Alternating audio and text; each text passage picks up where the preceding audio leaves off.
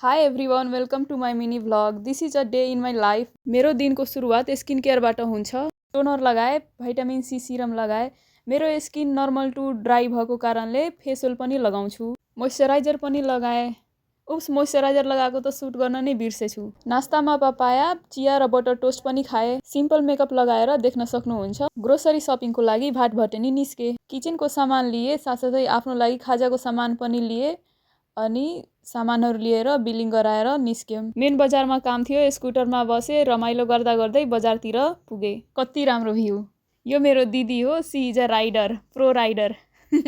Tailor master धेरै नै राम्रो हुनुहुन्छ। कपडा रेडी भइसकेपछि इन्फर्म गरिदिइहाल्नुहुन्छ। सबै चेक गरेँ, फिटिङ एकदम राम्रो छ। कपडा लिएर ज्वेलरी सपमा गएँ। धेरै दिनदेखि एक पेयर पर्ल इयरिङ लिन्छु सोचिरहेको थिएँ। सोचेको भन्दा जहिले नै धेरै लिइहाल्छु। अनि घरतर्फ लागेँ।